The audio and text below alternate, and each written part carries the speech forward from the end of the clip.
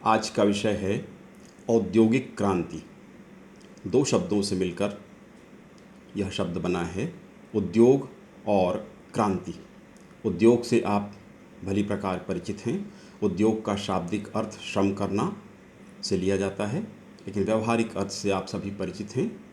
और दूसरा शब्द है क्रांति, जिसका बहुधा प्रयोग किया जाता है। क्रांति शब्द का अर्थ आपको समझना आवश्यक है। क्रांति से अर्थ होता है सीमित समय में, कम समय में किसी बड़ी घटना का घट जाना। समय कम हो और उस घटना के परिणाम बड़े हों, वह क्रांति है। तो उद्योग और क्रांति। अब इससे आप समझ सकते हैं कि उद्योग के क्षेत्र में बड़ा परिवर्तन आया सीमित समय में, कम समय में बड़ा परिवर्तन आ गया। वह बड़ा परिवर्तन क्या था? क्या हुआ उद्योग के क्षेत्र में? पहले उद्योग की स्थिति, उद्योगों की स्थिति कैसी थी?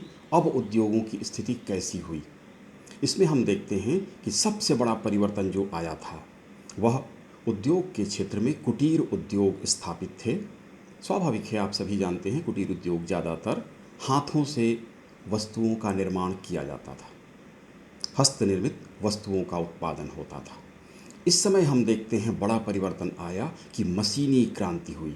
हाथ से बनी हुई वस्तुओं के स्थान पर मशीनों से बनी हुई वस्तुओं का उपयोग सर्वाधिक हो गया। इसका प्रयोग एकदम से बढ़ा। मुख्य रूप से यही औद्योगिक क्रांति थी। किंतु इसके अलावा भी उद्योग के परिदृश्य में बड़े परिवर्तन हुए। बड़े उद्योग स्थापित होने लगे। व्यापारिक गतिविधियां पहले से ही बढ़ चुकी थीं, वाणिज्यिक क्रांति आ गई थी। इस तरह से उद्योग के क्षेत्र में बड़े परिवर्तन हुए। सीमित समय में ये परिवर्तन हुए, इसलिए इसको औद्योगिक क्रांति कहा जाता है। इसे हम यांत्रिक क्रांति के नाम से भी जानते हैं, क्योंकि मशीनी क्रांति हुई थी। इस शब्द का सबसे पहला प्रयोग 1837 में लुई ब्लांक, जो फ्रेंच समाजवादी थे, उन्होंने किया था। 1888 में अर्नोल्ड टाइनबी ने लेक्चर्स ऑन इंडस्ट्रियल रिवोल्यूशन में इस शब्द का प्रयोग किया। इसको परिभाषित करते हुए एडवर्ड लिखते हैं, औद्योगिक प्रणाली तथा श्रमिकों के स्तर में होने वाले परिवर्तनों को ही औद्योगिक क्रांति की संज्ञा दी जाती है। हेज ने औद्योगिक क्रांति को परिभाषित करते हुए स्पष्ट किया कि 18वीं शताब्दी के चतुर्थांश में जो क्रांतिकारी परिवर्तन इंग्लैंड के उद्योग धंधे में हुए और जिनको बाद में अन्य यूरोपीय देशों ने भी अपना लिया, उसे वो औद्योगिक क्रांति मानते हैं। एनसाइक्लोपीडिया ऑफ स्पेशल साइंसेस में इसकी परिभाषा दी गई है, वह आर्थिक एवं शिल्प वैज्ञानिक विकास जो 18वीं शताब्दी में अधिक सशक्त और तीव्र हो गया था तथा जिसके फलस्वरूप आधुनिक उद्योगवाद का जन्म हुआ, यह औद्योगिक क्रांति है। मैं समझता हूँ स्पष्ट होगा। औद्योगिक क्रांति से अर्थ उद्योग के क्षेत्र में सीमित समय में बड़े परिवर्तन हुए। मुख्य परिवर्तन मशीनी क्रांति थी, यांत्रिक क्रांति थी। अन्य परिदृश्य में भी बड़ा परिवर्तन हुआ। इस पर हम आगे और चर्चा करेंगे। सबसे पहले यह औद्योगिक क्रांति इंग्लैंड में घटित हुई। इंग्लैंड में इसके लिए स्वस्थ वातावरण था। क्या कारण था कि इंग्लैंड में औद्योगिक क्रांति सबसे पहले हुई?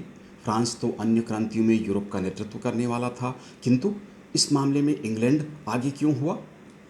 इसके कारणों पर हम विचार करेंगे। पहला कारण था इंग्लैंड में औद्योगिक क्रांति घटित होने का नवीन आविष्कारों हेतु स्वस्थ वातावरण का होना। इंग्लैंड में स्वस्थ वातावरण था। किस रूप में? यहाँ पर आज़ादी अधिक थी। अन्य देशों की तुलना में इंग्लैंड में स्वतंत्रता अधिक थी। राजनीतिक रूप से, सामाजिक रूप से अधिक अधिकार यहाँ की जनता को प्राप्त थे। दूसरा था, स्वस्थ वातावरण के अंतर्गत गिल्ड प्रणाली यहाँ पर कमज़ोर थी। गिल्ड मतलब, गिल्ड का अर्थ व्यापारी संघों के नियमन कानून से है। ये व्यापारी संघ थे। यहाँ पर व्यापारी संघों का नियंत्रण कमज़ोर था। कृषि क्रांति यहाँ पर पहले ही घटित हो चुकी थी। उत्पादन पहले से बढ़ चुका था। इस कारण स्वस्थ वातावरण था। यहाँ पर कम से कम सरकारी हस्तक्षेप था। शासन का हस्तक्षेप व्यापार के मामले में, उद्योग के मामले में सीमित था, बहुत कम था।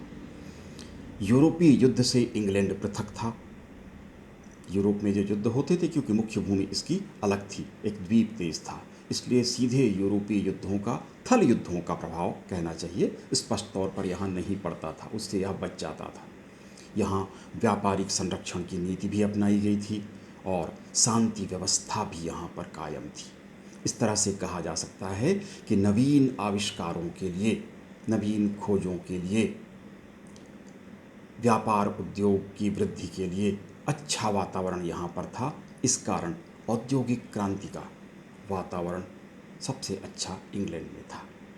दूसरी बात, मुख्य बात है, वो है कृषि क्रांति का प्रभाव।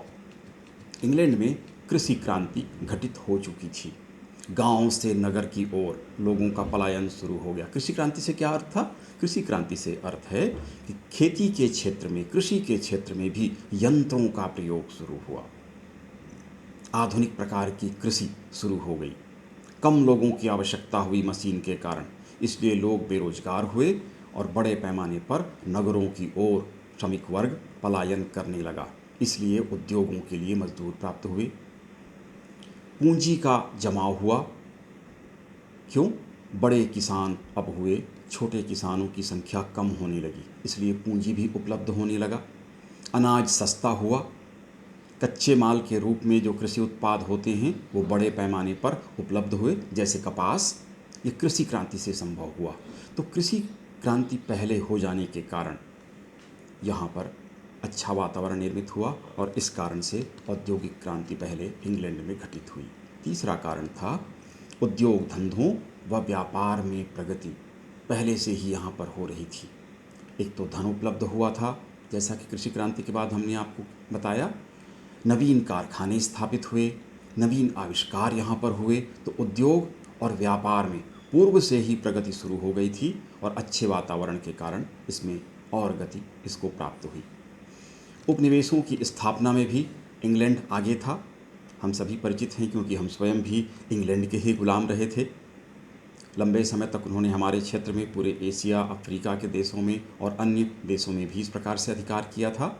उपनिवेश अधिक स्थापित होने से और आगे होने से इस कार्य में कच्चा माल उपनिवेशों से इनको प्राप्त हुआ, तैयार बाजार इनको मिल गया। इसके अलावा धन भी वहाँ से इनको अधिक प्राप्त हुआ शोषण के द्वारा, सस्ते मजदूर भी वहाँ से प्राप्त हुए। तो एक तो कच्चे माल की प्राप्ति उपनिवेशों से, और दूसरा बाजार भी इनको उपनिवेशों के रूप में प्राप्त हुआ और अत्यधिक लाभ इन उपनिवेशों से प्राप्त हुआ। इस कारण औद्योगिक क्रांति का मार्ग यहाँ पर सबसे पहले प्रशस्त हुआ।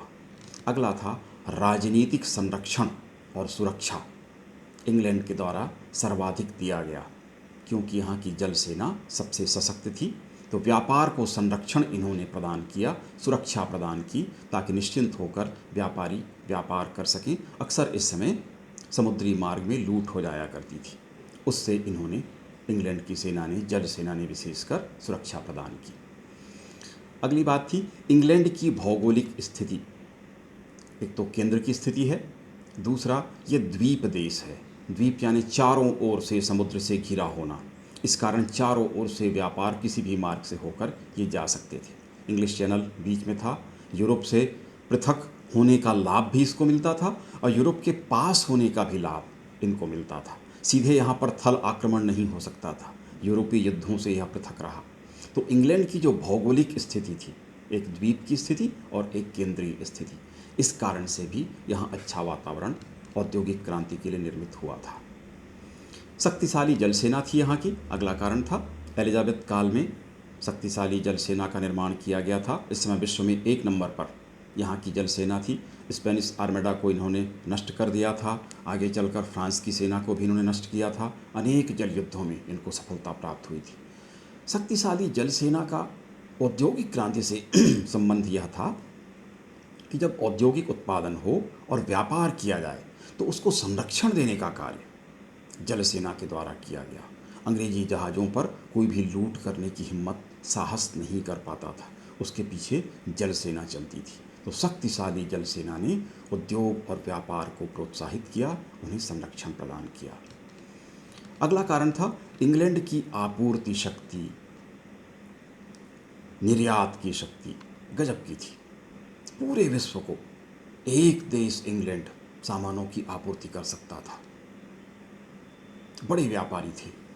नेपोलियन इसी से चिढ़कर कहा करता था कि ये इंग्लैंड जो है वो दुकानदारों का देश है, कंट्री ऑफ शॉपकीपर्स कहा करता था। आपूर्ति शक्ति गजब की थी। अपने देश में जो उत्पादन हो उसको तो पहुंचाता ही था, अन्य देशों में जो उत्पादन हो उसको भी दूसरे देशों तक पहुंचा लेता था। पूरे विश्व में ज़बरदस्त इसकी आपूर्ति शक्ति थी। इस कारण से यहाँ पर उद्योग विकसित हुए। इंग्लैंड के मालों का अत्यधिक उसकी मांग हो रही थी।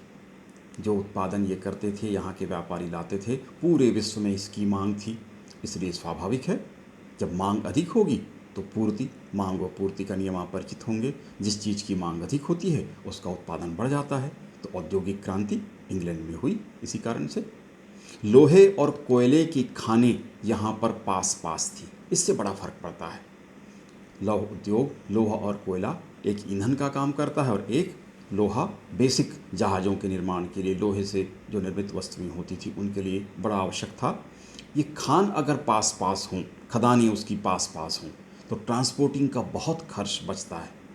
जैसे भिलाई में उद्योग स्थापित है, हम लोग परिचित हैं, इस्पात का कारखाना है। अब उसके लिए कोयला लोह अयस्क कहाँ से आता है? बस्तर से। दूरी ज़्यादा है, अगर और पास हो तो ट्रांसपोर्टिंग का खर्च बचेगा, तो उससे सस्ते दामों पर इसका उत्पादन हो सकता है। तो इंग्लैंड में ऐसा ही था, लोहे और कोयले की खानें पास पास थी, इससे सस्ती कीमतों पर ये उत्पादन कर सकते थे और जल्दी कर सकते थे। यातायात के साधनों की यहाँ पर उपलब्धता थी। नहरों से, नदियों से ब्रिंडले ने इस प्रकार से नहरें बनवाई थी कि वहाँ पर नहरों में भी जहाज़ चलती थी। WBM सड़कें यहाँ पर बनवाई गई थी। वाटर बॉन्डेड मैकडम के द्वारा निर्मित किया गया था। पत्थर डालकर मिट्टी के साथ पिचिंग का काम किया जाता है, उस तरह से सड़कें निर्माण की गई थी। तो यातायात के साधन भी यहाँ पर उपलब्ध थे। जनसंख्या में यहाँ वृद्धि हो रही थी तेज़ी के साथ। जनसंख्या में वृद्धि से क्या संबंध है औद्योगिक क्रांति का? मजदूर आसानी से उपलब्ध होते थे, जो कि एक आवश्यक तत्व है उद्योगों में कार्य करने के लिए। तो जनसंख्या में भी यहाँ तेज़ी से वृद्धि हो रही थी, यह भी सहयोगी था। संबंधितों को सुविधाएं इंग्लैंड में दी गई, जैसे शिल्पी थे, कारीगर थे, उद्योगपति थे, इन सब के लिए सुविधाएं इनको दी गई, ऋण दिया गया, रहने की व्यवस्था की गई, यातायात के साधन थे, तो सुविधाएं भी यहाँ पर उपलब्ध कराई गई। बैंकिंग प्रणाली का विकास भी यहाँ तेज़ी से हुआ। 1664 में बैंक ऑफ इंग्लैंड बड़ा बैंक था, इसने ऋण दिया। उद्योगों की स्थापना में इस बैंकिंग प्रणाली के विकास के कारण बहुत लाभ इंग्लैंड को प्राप्त हुआ और औद्योगिक क्रांति इस कारण से हुई। खनिज पदार्थों की उपलब्धता यहाँ पर थी, मुख्य रूप से लोहा, कोयला और अन्य खनिज भी व्यापार के माध्यम से प्राप्त करते थे, उपनिवेशों से प्राप्त कर लेते थे। तो खनिज पदार्थों की उपलब्धता यहाँ पर थी। अंग्रेजों का स्वभाव प्रतिस्पर्धी था। दो तरह के लोग हो सकते हैं, एक प्रतिस्पर्धा न करने वाले और एक प्रतियोगिता की भावना रखने वाले। जो भी प्रतिस्पर्धी होंगे वो दूसरों से आगे बढ़ने का प्रयास करते हैं। अंग्रेज कौम में, अंग्रेज जाति में ये प्रतिस्पर्धा की भावना कूट कूट कर भरी हुई थी। इस कारण से बड़ी तेज़ी से इन्होंने विकास किया। और अंतिम था राष्ट्रीयता की भावना, अपने देश को विकास करने की, विकसित करने की भावना, राष्ट्रीय गौरव की भावना इनके भीतर थी। इस कारण से इंग्लैंड में सबसे पहले औद्योगिक क्रांति हुई। ये इंग्लैंड में औद्योगिक क्रांति पहले होने के कारण थे। प्रमुख आविष्कार जो हुए यूरोपीय क्षेत्र में या अन्य क्षेत्रों में, खोज और आविष्कार हुए, उस पर संक्षिप्त चर्चा कर लेते हैं। विशेषकर सूती वस्त्र उद्योग के क्षेत्र में बड़े आविष्कार हुए। इस समय जॉन के ने 1763 में फ्लाइंग शटल का निर्माण किया। इसमें करघे दोनों ओर चलते थे। जेम्स हारग्रीव्स ने स्पिनिंग जेनी, अपनी पत्नी जेनी के नाम पर स्पिनिंग जेनी 1765 में इसने बनाया। 16 तकवे एक साथ इसमें चल सकते थे। कच्चा सूत निर्माण के लिए ये कार्य हुआ। रिचर्ड आर्कराइट ने वाटर फ्रेम को आविष्कृत किया। जल शक्ति से रोलर चलता था। पक्का सूत इससे बनाया जाता था 1768 में। बाद में इसे भाप से जोड़कर बड़ी क्रांति कर दी गई थी, भाप की शक्ति से चलने लगा था। क्रॉम्पटन, सैमुअल क्रॉम्पटन थे, 1799 में न्यूल को इन्होंने आविष्कृत किया। ये स्पिनिंग जेनी और वाटर फ्रेम दोनों को मिलाकर संयुक्त करके इन्होंने निर्माण किया था, आविष्कृत किया था। एडमंड कार्टराइट ने पावर लूम तेज़ी से बुनाई 1785 में, इस तरह की मशीन उपकरण का आविष्कार किया। विटने ने 1793 में अनाज से भूसे को अलग करने की तकनीक एक मशीन के द्वारा आविष्कृत करके विकसित की। रसायन उद्योग के क्षेत्र में बहुत सारे आविष्कार और खोज भी हुए। 1785 में क्लोरीन खोज लिया गया। 2 दिन में धागे के रंग को उड़ा दिया जाता था। इसके लिए पहले 8 महीने तक कच्चे धागे को, उसके रंग को हटाने के लिए खट्टे दूध में, दही में भिगोकर सुखाया जाता था। 8 महीने का समय लगता था, वो अब 2 दिन में होने लगा। तो क्लोरीन ने चमत्कार कर दिया। 1785 में सिलेंडर से छपाई वाला काम शुरू हुआ, छपाई के काम में तेजी आई। भाप शक्ति को आविष्कृत किया गया, खोजा गया। न्यू कॉमन ने 1714 में इसकी शक्ति का पता लगाया था। भाप चलित इंजन कोयले के खानों में प्रयोग होने लगे। 1830 में स्टीवेंसन ने रेल की पटरियों पर भाप के इंजन चलाए और 1782 में जेम्स वाट ने भाप इंजन का प्रयोग किया। इस तरह से इन 3 व्यक्तियों की खोज के कारण भाप शक्ति विकसित हुई। रेलवे में भी इसका प्रयोग हुआ। लौह उद्योग के क्षेत्र में अनेक सहायक आविष्कार हुए। अब्राहम डर्बी ने पत्थर का बुझा कोयला, जो अब सबसे ज़्यादा प्रयुक्त होता है, ये खोज लिया, इसका उपयोग किया। ओपन हर्थ ने लोहे की सफाई की तकनीक निकाली। हम्फ्री डेवी ने सेफ्टी लैंप का आविष्कार किया। खानों के भीतर आग लगने का खतरा रहता है, उससे सेफ्टी लैंप इन्होंने बताया, उससे आग नहीं लगती थी। एग्जॉस्ट फैन आविष्कृत किया गया 1837 में। रोबक ने नई भट्टी तैयार की। हेनरी कोट ने लोहे की ढलाई का कार्य सरल ढंग से करने का तरीका निकाला। बेंजामिन ने इस्पात बनाना शुरू किया। लोहे का पुल 1777 में बनकर तैयार हुआ। लोहे के क्षेत्र में भी भाप की शक्ति का प्रयोग करते हुए जहाज चलाने की प्रक्रिया शुरू कर दी गई। इसी प्रकार से परिवहन के क्षेत्र में भी बड़े परिवर्तन आए। प्लेफोर्ट और मैकडम, जॉन मैकडम ने मिलकर WBM सड़कें बनानी शुरू की। वाटर बॉन्डेड मैकडम हमारे देश में भी, हमारे क्षेत्र छत्तीसगढ़ में भी बड़े पैमाने पर इस तरह से बनते हैं, फिर पक्की सड़कें बनाई जाती हैं। इसका तरीका इन्होंने निकाला। ब्रिंडले ने जहाजी नहरें बना दी। स्टीफेंसन ने 1830 में रेलवे में भाप की शक्ति का प्रयोग करते हुए इंजन चलाना शुरू किया। बीट स्टोन ने विद्युत के तार, टेलीग्राम के लिए तार का प्रयोग शुरू किया। रेलवे लाइन का विकास बड़ी तेज़ी से हुआ। 1830 से मैनचेस्टर, लिवरपूल 1850 तक 6621 किलोमीटर तक ये लाइनें बिछा ली गई और तेज़ी से इस पर विकास हुआ। तो इस तरह से बहुत सारी खोज और आविष्कार किए गए इन क्षेत्रों में, जो मैंने विवरण दिया, और इस तरह से उद्योग के क्षेत्र में क्रांति घटित हुई। यही वास्तविक क्रांति थी।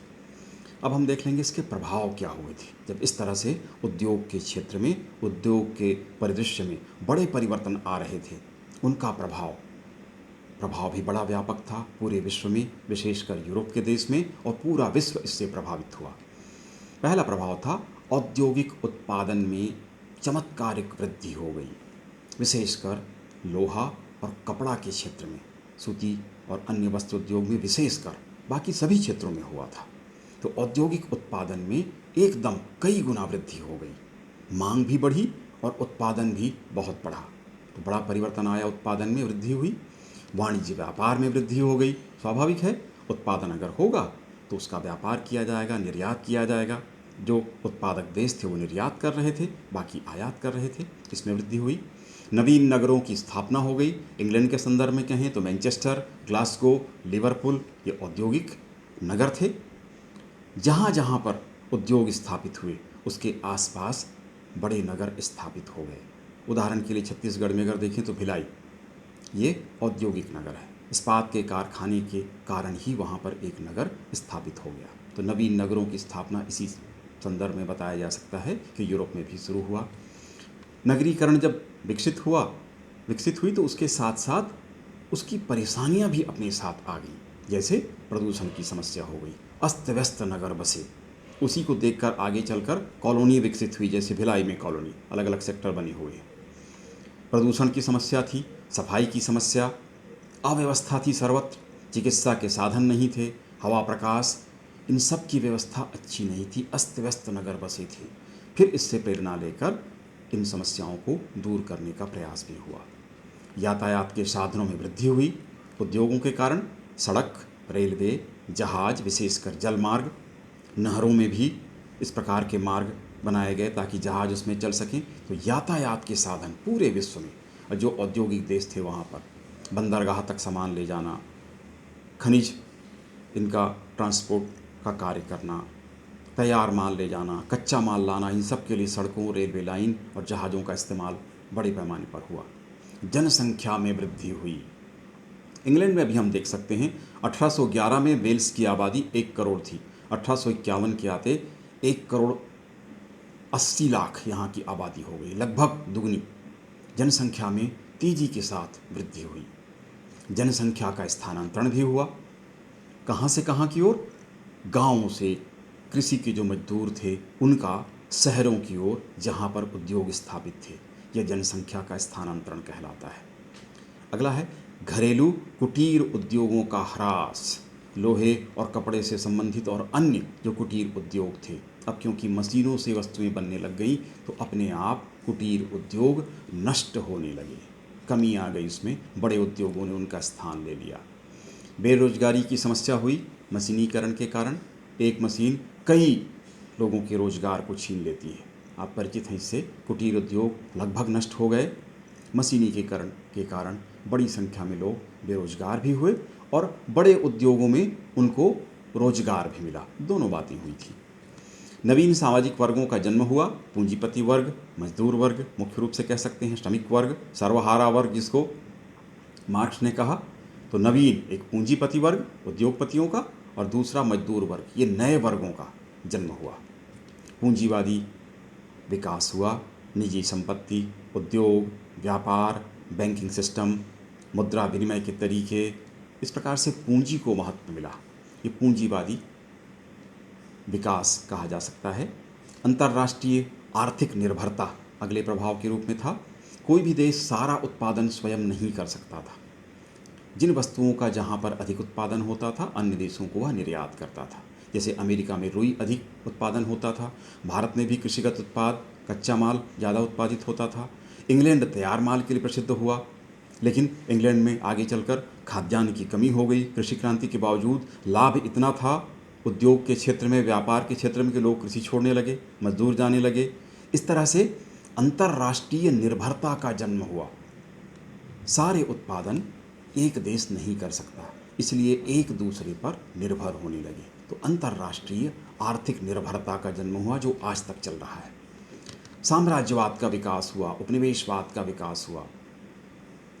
स्वाभाविक है, कच्चे माल और व्यापार के लिए, श्रमिकों के लिए उपनिवेशों की आवश्यकता थी। 1870 के बाद इसमें बहुत गति आई। कपास, टिन, वनस्पति तेल, रबर, ये कच्चा माल सभी देशों को चाहिए था। इस कारण से उपनिवेशों की स्थापना पर जोर दिया गया और प्रमुख औद्योगिक देश थे वही प्रमुख उपनिवेशवादी देश भी बने। राज्यों के दायित्व में वृद्धि हो गई। वाणिज्यवाद पहले ही हो चुका था। मजदूरों के कल्याण के लिए, उनके काम के घंटे कितने हों, छुट्टी उनको मिले या ना मिले, बीमा होनी चाहिए या नहीं, उनके आवास, मजदूरी की दरें क्या हों, काम के घंटे कितने हों, टैक्स लगाने के लिए नियम, यातायात के नियम, सड़कों का विकास, रेलवे लाइन का विकास, राज्यों का दायित्व कई गुना बढ़ गया। पहले की जो सामंतवादी व्यवस्था थी वो कृषि पर आधारित व्यवस्था थी, इन सब की आवश्यकता नहीं थी। तो राज्यों का दायित्व कई गुना बढ़ गया। व्यवस्थित सरकारों की स्थापना और एक्सपर्ट लोगों का उसमें सम्मिलित होना आवश्यक हो गया। मजदूर वर्ग पर प्रभाव पड़ा। प्रारंभ में इनकी स्थिति बहुत दयनीय रही। 15-15 घंटे तक काम करते रहे। बच्चे और स्त्रियां रात तक को काम करती थीं। फिर बाद में इनके लिए नियम बनना शुरू हुआ। तो पहले तो मजदूर वर्ग पर इसका दुष्प्रभाव पड़ा। बहुत ख़राब स्थितियों में रहते हुए उन्होंने काम किया, बहुत कष्ट उन्होंने झेले और उसके बाद फिर उनके संघ बनने शुरू हो गए। मजदूरों की तानाशाही वाली बात आने लगी, मार्क्सवाद जैसे विचार शुरू हुए, सर्वहारा वर्ग और मजदूरों की तानाशाही जैसी स्थिति, श्रम संघ बन गए। इस तरह से मजदूर वर्ग पर बड़ा प्रभाव पड़ा था। अगला प्रभाव था आर्थिक उदारवाद का जन्म हुआ। स्मिथ और रिकार्डो जैसे आर्थिक उदारवादी विचारक थे। इन्होंने व्यापार उद्योग में सरकार द्वारा कम से कम हस्तक्षेप का समर्थन किया, फ्री ट्रेड का इन्होंने समर्थन किया और इस तरह से आर्थिक उदारवाद का जन्म हुआ। अधिक से अधिक ये भी एक प्रभाव बताया जा सकता है। अंतर्राष्ट्रीय प्रतिस्पर्धा की शुरुआत हुई। व्यापार, उद्योग, उपनिवेश। अंतर्राष्ट्रीय प्रतिस्पर्धा में हम देख सकते हैं इंग्लैंड, फ्रांस, स्पेन, पुर्तगाल, हॉलैंड, जर्मनी, बाद में जर्मनी भी इसमें सम्मिलित हो गया। अंतर्राष्ट्रीय प्रतिस्पर्धा का जन्म हुआ। एशिया और अफ्रीका के देश पिछड़े हुए रह गए। यूरोप और विशेषकर पश्चिम यूरोप ने ज़बरदस्त विकास किया और अंतर्राष्ट्रीय प्रतिस्पर्धा का इन्हीं क्षेत्रों में विशेषकर जन्म हुआ। धीरे धीरे अन्य देशों ने भी इसमें अपना योगदान शुरू किया, प्रतिस्पर्धा में सम्मिलित हो गए।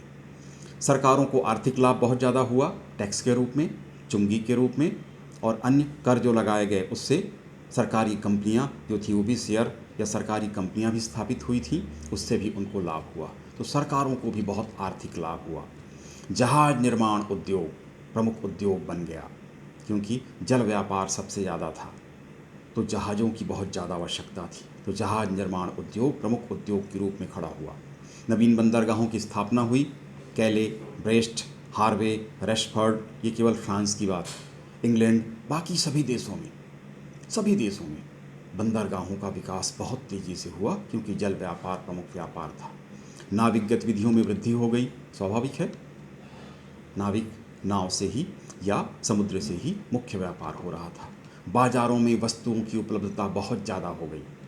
तरह तरह की वस्तुएं लोगों को मिलने लगी। वस्तुओं की कीमतें कम हो गई क्योंकि उपलब्धता ज़्यादा थी। आसानी से लोगों को अपने चॉइस का सामान, अपने पसंद की सामग्री प्राप्त होने लगी। उद्योग संपन्न राष्ट्रों बहुत धनी हो गए अत्यधिक लाभ के कारण और सभी देशों ने जल सेना का विकास किया। इसमें वही सफल रहा जिसकी जल सेना शक्तिशाली थी, जैसे इंग्लैंड। अब देख लेंगे औद्योगिक क्रांति का प्रसार किस प्रकार से हुआ। संक्षेप में, यूरोप में इंग्लैंड को छोड़कर बाकी क्षेत्रों में मंद गति से इसका प्रसार हुआ। इसका कारण था कि लोग जोखिम नहीं उठा सकते थे, साहसी नहीं थे, छोटे राज्य थे, बहुत सारी भौगोलिक बाधाएं थीं। चुंगी, प्रत्येक नदी के बाद हर छोटे देश में राज्यों की सीमा छोटी थी और चुंगी की अधिकता के कारण व्यापार और उद्योग विकसित नहीं हो पा रहे थे। नेपोलियन के पतन तक यही स्थिति रही। उसके बाद फिर फ्रांस में भी औद्योगिक गतिविधियां शुरू हुई। 1830 के पश्चात विशेषकर लगातार युद्धों के कारण फ्रांस में ये अवरोध रहा था। सेंट साइमन इंग्लैंड के औद्योगिक क्रांति से प्रभावित था और उसका प्रभाव फ्रांस में दिखना शुरू हुआ। 1852 में नेपोलियन तृतीय के द्वारा क्रेडिट मोबिलियर, ये बैंक था वहाँ का, फिर क्रेडिट फ्रांसियर, ज़मीन को रहन में रखकर इसने उद्योगों को मदद करनी शुरू की। फिर बैंक ऑफ फ्रांस की स्थापना, इससे विकास को गति मिली। रेलवे लाइन का यहाँ विकास किया। लुई फिलिप के काल में रेलवे लाइनों का तेज़ी से विकास हुआ। 13,000 किलोमीटर तक की रेलवे लाइन बिछाई गई 1858 तक। जहाज़ की व्यवस्था में तीव्रता से सुधार हुआ। सड़कें, बंदरगाह स्थापित किए गए। नियमों में सरलीकरण किया गया। अनावश्यक कर फ्रांस में समाप्त किए गए। पेरिस में व्यापार की प्रदर्शनी, जो वर्तमान में भी आप देखते होंगे व्यापार की प्रदर्शनी होती है, हमारे छत्तीसगढ़ में भी होता है। तो इस प्रकार की प्रदर्शनी की शुरुआत फ्रांस ने की, व्यापारिक प्रदर्शनी, ताकि लोग उससे प्रोत्साहित हों व्यापार और उद्योग की स्थापना के लिए और सामान खरीदने के लिए भी। व्यापारिक संधियां की गई फ्रांस के द्वारा इंग्लैंड से, हॉलैंड से, जर्मनी से, बेल्जियम से, इटली से, स्वीडन और स्पेन, सभी से व्यापारिक संधियां फ्रांस ने की और तेज़ी के साथ यहाँ पर भी यह भी व्यापारिक और औद्योगिक प्रतिस्पर्धा में सम्मिलित हो गया। व्यापारिक संरक्षण भी यहाँ दिया गया। तो इंग्लैंड के बाद फ्रांस भी सम्मिलित हो गया इस प्रतियोगिता में। बेल्जियम इंग्लैंड से मशीन आयात कर यहाँ पर उद्योगों की स्थापना शुरू हुई। विशेषकर लौह उद्योग बेल्जियम इसमें आगे था, ऊनी कपड़े के उत्पादन में बहुत आगे था। रेलवे लाइन का विकास 1834 से यहाँ तीव्रता के साथ शुरू हुआ और इंग्लैंड के साथ ही इसने प्रतिस्पर्धा शुरू की। इसी प्रकार जर्मनी में 1834 में जालवरीन नाम का चुंगी संघ स्थापित हुआ था। आप इससे परिचित होंगे। जर्मनी लगभग 300 के आसपास छोटे राज्यों का एक संगठन था। नेपोलियन ने जब इस क्षेत्र को जीता तो राइन संघ 39 राज्यों का संघ इसने छोड़ा, छोटे छोटे राज्य थे। ये चुंगी यहाँ पर बहुत देना होता था। एक स्थान से अगर पूरे जर्मनी में यात्रा की जाए तो कम से कम 39 स्थानों पर चुंगी दी जाती थी। 1 रुपये भी दर आप सामान्य समझने के लिए कर लें तो 39 रुपये की केवल चुंगी। 10 रुपये का सामान है तो वो 49 रुपये में जाकर बिकेगा। ये स्थिति आ गई थी। तो यहाँ पर जालवरीन चुंगी संघ बनाया गया कि केवल एक स्थान पर जहाँ से निकलें या अंतिम स्थान, अधिकतम 2 स्थान पर ही चुंगी दी जाएगी। तो जालवरीन चुंगी संघ के कारण व्यापार और उद्योगों को बहुत प्रोत्साहन मिला। औद्योगिकरण 1850 से 1860 के दशक में यहाँ पर हुआ। कोयले का खनन रूर क्षेत्र में जर्मनी में शुरू हुआ। रेलवे का विकास 1839 के बाद तीव्र गति से हुआ। सूती वस्त्र उद्योग का विकास हुआ। बिस्मार्क की नीति संरक्षण की रही, उसके कारण भी व्यापार में और उद्योगों में यहाँ पर वृद्धि हुई। 1871 के बाद तीव्र गति से विकास यहाँ पर हुआ। इसी प्रकार रूस में जार निकोलस के काल में 1825 से 1855 उद्योगों को प्रोत्साहन दिया गया। रेलवे लाइन का विकास हुआ। 1838 से लेकर 51 के बीच बहुत ज़्यादा इनका विकास इन्होंने किया। वस्त्रोद्योग में 1851 तक 1700 कारखाने स्थापित हो गए थे। अलेक्जेंडर द्वितीय ने विकास पर ज़्यादा ध्यान दिया। 1855 से 81 के बीच में कृषि दासों को मुक्त किया गया, उद्योगों में लगाया गया। बैंक ऑफ रसिया 1861 में स्थापित किया गया। फ्रांस और इंग्लैंड से सहयोग प्राप्त कर रूस ने तीव्रता के साथ विकास किया। कोयला, लोहा और पेट्रोलियम के उद्योग यहाँ पर विकसित हुए और तकनीक में भी तीव्रता से विकास रूस ने किया और आगे चलकर महाशक्ति के रूप में स्थापित हुआ। इसी प्रकार यूएसए में, अमेरिका में, संयुक्त राज्य अमेरिका में दास प्रथा यहाँ पर थी, उनका प्रयोग उद्योगों के लिए किया गया। दास से मुक्ति के पश्चात अंग्रेजी तकनीक, क्योंकि ये लंबे समय तक इंग्लैंड के अधीन रहा था अमेरिका, इस कारण से अंग्रेजी तकनीक से इन्होंने विकास शुरू किया। स्वाधीनता के पश्चात यहाँ पर तीव्र गति से विकास शुरू हुआ। इसी प्रकार से इटली, ऑस्ट्रिया, स्वीडन और स्पेन में भी औद्योगिक क्रांति का प्रभाव हमें देखने को मिलता है। एशिया में अग्रणी राष्ट्र रहा था जापान। कार, रेडियो, ट्रांजिस्टर, घड़ी, कैमरा और छोटे उद्योग सबसे पहले एशिया के देशों में कहा जाए तो जापान अग्रगामी देश कहा जा सकता है। औद्योगिक क्रांति के निष्कर्ष के रूप में कहा जा सकता है कि समाजवादी विचारधारा का औद्योगिक क्रांति के बाद विकास हुआ। आप सभी परिचित हैं, मार्क्स ने, जो कि मार्क्स का जो आर्थिक सिद्धांत है वो मुख्य रूप से संघर्ष के ऊपर आधारित है। मार्क्सवादी जितने सोच वाले व्यक्ति होते हैं ये हर जगह संघर्ष खोजते हैं, 2 वर्ग खोज लेते हैं। अगर परिवार है तो माता पिता और बच्चे 2 वर्ग हो गए, या पति पत्नी 2 वर्ग हो गए। समाज में उच्च वर्ग, निम्न वर्ग, जहाँ पर जाति व्यवस्था है तो उच्च जाति, निम्न जाति, और कुछ नहीं तो स्त्री और पुरुष दोनों के बीच संघर्ष करा देते हैं और ये कहते हैं कि इसी संघर्ष से विकास होता है, जबकि ऐसा आवश्यक नहीं है। सहयोग के साथ भी विकास होता है, बल्कि सहयोग से ज़्यादा विकास होता है। लेकिन इनकी विचारधारा ही गलत नींव पर खड़ी है, किंतु फिर भी महत्वपूर्ण है। तो समाजवादी विचारधारा का विकास हुआ और 2 वर्ग इन्होंने खोज लिए, पूंजीपति वर्ग, मालिक वर्ग और नौकर वर्ग या मजदूर वर्ग। और फिर उस पर पूरी विचारधारा खड़ी की गई कि एक दिन दुनिया के मजदूर एक हो जाएंगे और एक होकर शासन उनके हाथ में आ जाएगा, उनका शोषण समाप्त होगा और उनकी तानाशाही फिर कायम होगी। तो समाजवादी विचारधारा का विकास इसी औद्योगिक क्रांति की उपज कहा जा सकता है। यद्यपि उसके पहले भी मार्क्स ने अपने विचार रखे थे, किंतु औद्योगिक स्थिति को देखते हुए ही उसने अपनी इस विचारधारा का विकास किया था। आर्थिक गतिविधियों में अत्यधिक वृद्धि हुई, जैसा कि हमने विस्तार से आपको बताया।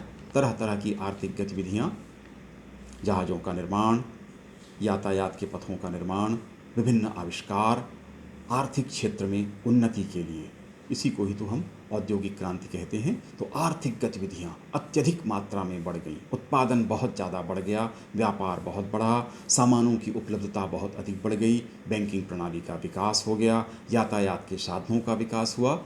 ये सब आर्थिक गतिविधियों से संबद्ध थी। मशीनों का प्रयोग सर्वाधिक हुआ और इसी के साथ बेरोजगारी की समस्या भी आई। तो दूसरी ओर बड़े मजदूरों की संख्या की आवश्यकता पड़ी बड़े उद्योगों के लिए, इसलिए उन्हें रोजगार भी प्राप्त हुआ। तो ये निष्कर्ष के रूप में कहा जा सकता है। डेविस ने लिखा, कुटीर उद्योगों की पद्धति जिसने औद्योगिक क्रांति ने जिनका अंत कर दिया, शिल्पियों के सुख के लिए अनेक प्रकार से लाभदायी थी। सिडनी वेब का जो उद्धरण है वो महत्वपूर्ण है। औद्योगिक क्रांति ने मजदूर को अपने ही देश में एक भूमिहीन परदेसी बना दिया। ये औद्योगिक क्रांति